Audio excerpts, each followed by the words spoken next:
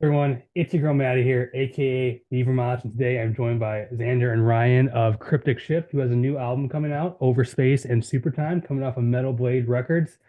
Guys, how excited are you to be on Metal Blade? Yeah, it's pretty cool. It's pretty exciting. Yeah, it's Yeah, pretty it's dope. it's perfect. Yeah. You also have a set coming. You actually have two sets coming up, one with you and one at Slime Lord at Maryland Death Fest. How excited are you to play that fest and come to the States and play for a US audience? Yeah, fingers crossed. I mean, we're still like in the visa process limbo, Yeah. so fingers crossed we can make it through. But yeah, it's obviously playing America is like a dream come true, especially at Maryland Death Fest. It's like the Yeah. ultimate metal festival to us. Especially like for America.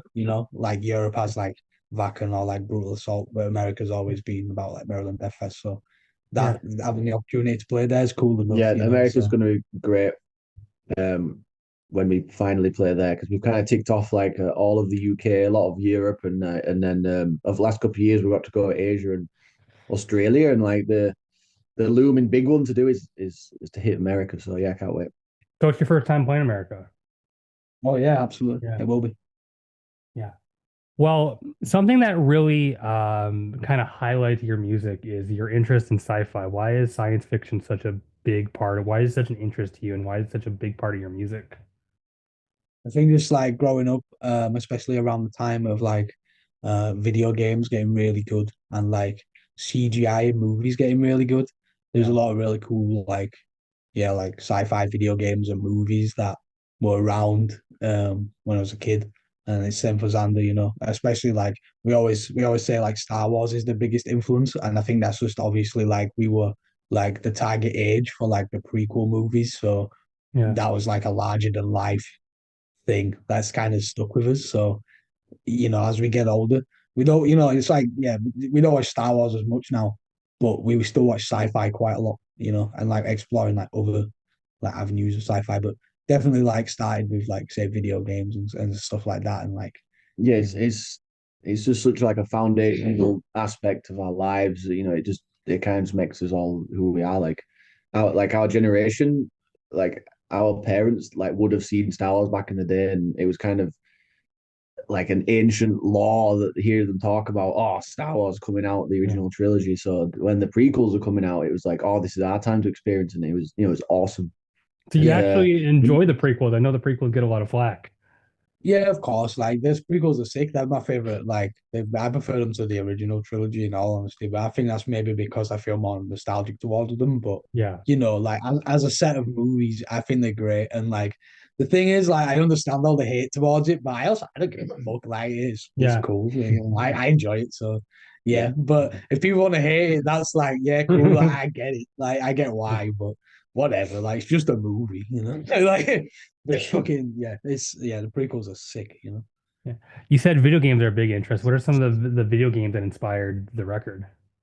I mean, like growing up, well, the record itself, not necessarily any kind of like video games tie in specifically to like an influence on this album, but at least like the whole idea of like storytelling and like exploration and like concept stories and stuff comes from like at least my interests in that come from like games like Mass Effect and like Dark Souls and you know yeah. The general like structure of video games with like the levels and how you progress in the quest. I've always liked that storytelling like flow. Um, One series I really like is the God of War on Oh yeah. PS2, like God of War 1, 2, and 3. And there's like two PSP games, which was sick. And um, I like that it's rooted in ancient history, but takes like an alternative timeline spin on it and to create some like really like cool stories. And like the structure of it, how Kratos has to like find an item so he can defeat a guy or find an item to like unlock a door that gets into the next area and Yeah. collecting pieces of gear, and I like that aspect of like getting your character built up in experience with items and like progression and stuff. So in our like lyrics and stuff that we follow with Cryptic Shift, um, there's quite a bit of that going on as well.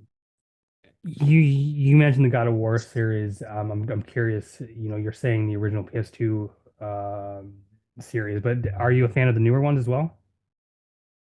Yeah, the 2018 one when they went to the Norse mythology, that was really cool. It was a really cool Yep. move, like really, really cool. But the second one, Ragnarok, I played it, but I didn't really get into it as much because you had to play as a kid the most of the time, Yeah, and it was just so annoying. It was a bit like at the end of Red Dead Redemption 1 where you have to play as John Marston's kid, I and it's like remember that. Yeah. oh. So yeah, Ragnarok is like a great game, but he was really grating on me, that little kid. So hopefully the next one they just take Kratos to like Egypt or something. Yeah. Well, we were talking before we recorded. This is actually the second time I've had you two on the show. I had you on as Slime Lord before. I'm curious, Yeah. how do you split your time, between two projects like that, between Slime Lord and Cryptic Shift? To be fair, like we're like the guys like obviously it's like split members, like three of us playing both bands, but it's kind of like what we do like socially as well. So like typically we're kind of like hanging out and like practicing like up to like 5, 6 times a week. So it just depends on who's around. But like right now, say like obviously we're busy with Cryptic Shift, so Slime Lord's a little bit on the back seat for now, but we're still working on new material. It's kind of like yeah, one at a time. No. Yeah, and Slime Lord formed um, in 2019 as Cryptic was mixing and recording Visitations. Yeah. So for the last few years, we've kind of like switched as Cryptic was touring. We released quite a lot of EPs with Slime Lord, and then switched back, and so now the Cryptic's like full steam ahead. Slime Lord's a little on the back burner, but we have still got like a lot of ideas gradually building. So, and especially now that Cryptic's going to be like doing a lot of touring, we'll have to figure out what the dynamic is and figure out what we can do with Slime Lord. When I listen to your music, the one thing that's very apparent is y'all like long songs. Um, you kind of write these big epics, and I'm wondering what is the strategy in writing like a 25-minute thrash song? I don't think there's any like particular leading strategy like Okay. philosophy on the songwriting in that regard. And especially like we don't particularly listen to like prog music in like that regard. We're not. So I think for us, it's more we take kind of take more pleasure out of performing for a long time. I think it's like kind of like a musicianship instrumentation kind of vibe where it's like we just keep going. Yeah, Than we song. just do what we do, and we kind of just come out with these long songs and just Yeah. roll with it because it's going well for us, and we're pretty passionate about all the stuff we do. So yeah, I think like the because the concept story kind of leads a lot of the like the record itself, and with this record especially, obviously when we did Visitations from Enceladus, that was like trying the concept story kind of writing style for the first time, but this album we had the opportunity to develop what we already had. So I guess that's why this time the songs are longer and there's obviously like two longer songs. Because again, I think yeah, like naturally the songwriting has progressed, and with that the lengths have progressed. But yeah, it's more in line with the exploring the concept story and making sure all those chapters get like put across like properly. And I think that determines the length more than anything really. yeah. Going back to Visitation from Enceladus, that came out in 2020, and I know when it came out, it received a lot of praise. Like it was on some end of year list. What did that feel like at the time? It was kind of like everything you've always wanted as a musician to like work really hard on an album, complete it, and be like pretty satisfied with it, and put it out on a great label, get it out on vinyl, and for it to do really well like worldwide, and kind of yeah ticked all the boxes to be like awesome. That's like a dream come true, really. So Yeah, especially on the first album and getting the experience we got from it, and especially like the touring and stuff in result. and even ultimately like the signing with Metal Blade in result of the first album. That's yeah, like Xander says, like that's pretty good. We couldn't really ask for much more. So it's real good inflection. Something I always like to ask bands that have like a thrash edge to them is I've heard it said before many times that, thrash had its heyday in like the 80s and early 90s, but then it kind of died and death metal took over and black metal took over and thrash is kind of antiquated. What do you say to that?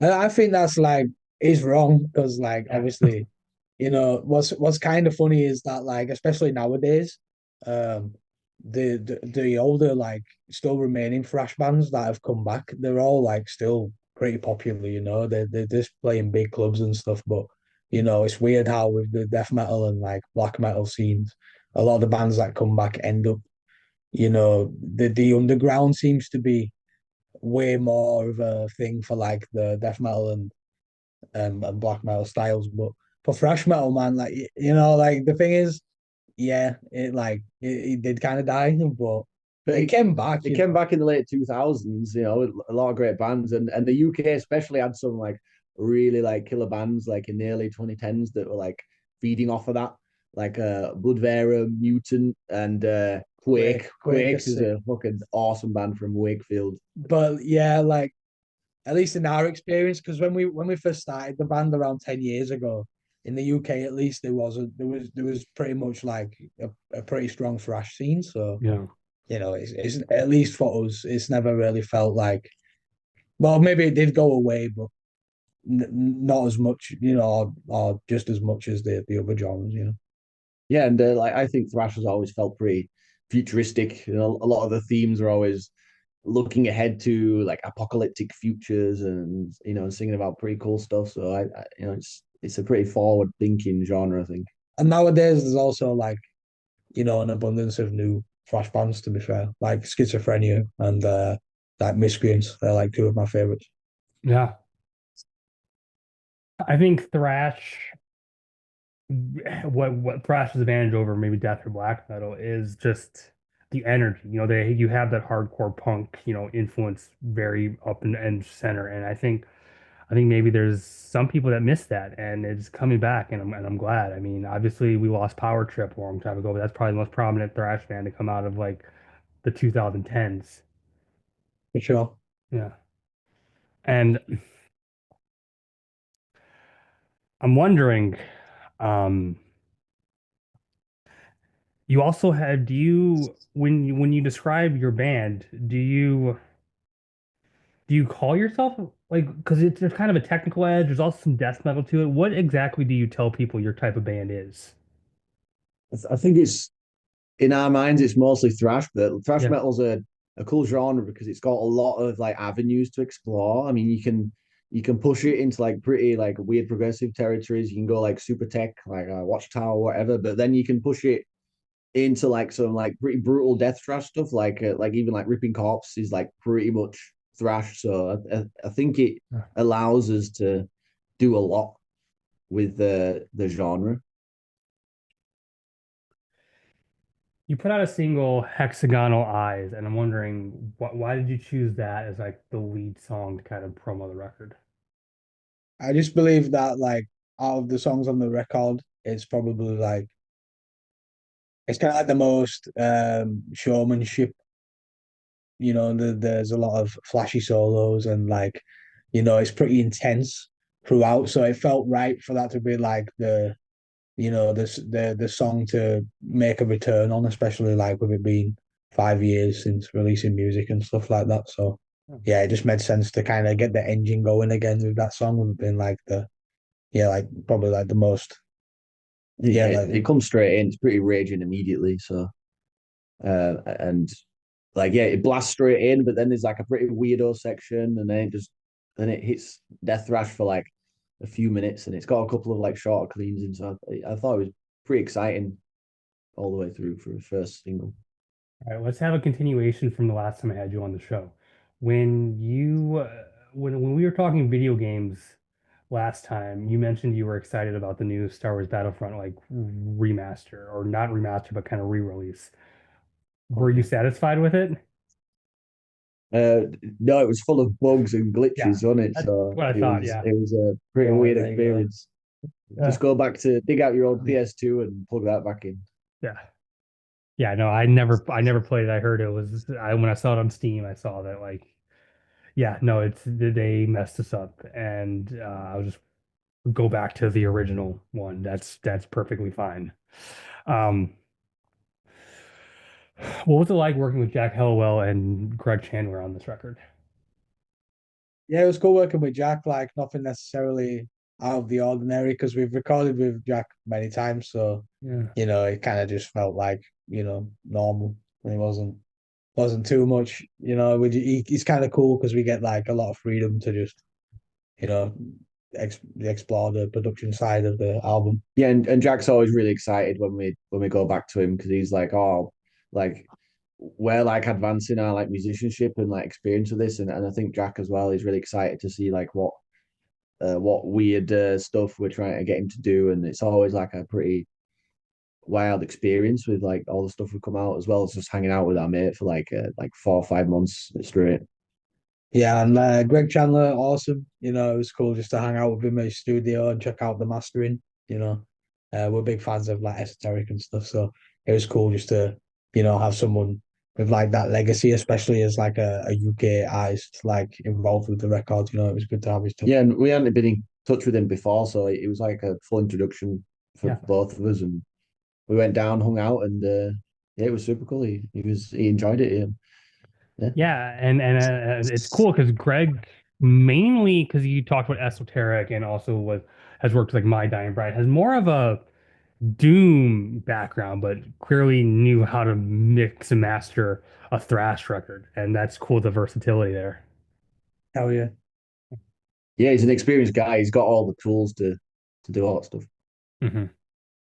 Well, we're kind of running out of time here. I know you have other interviews. I want to give you the floor to finish the interview out.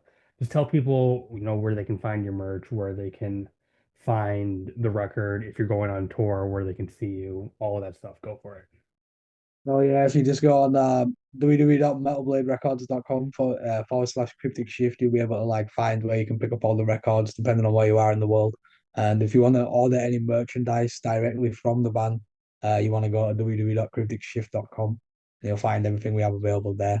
But yeah, hopefully see you soon, especially all you Americans out there. Like hopefully see you at Maryland Death Fest or yeah, if not, we will be arranging something because we got to come over and see the States finally. So yeah, please check out Overspace and Supertime and yeah, have a sick adventure. Yeah, Yep, I couldn't have said it any better. Yeah, enjoy. It's out on February 27th next week. cool. Yeah. Everyone watching, check out the record coming out on Metal Blade Records. It's gonna be a I've heard it. It's great. And you watching right now, keep it metal. My name is Maddie, aka Beaver Mosh, and we're out of here. Bye.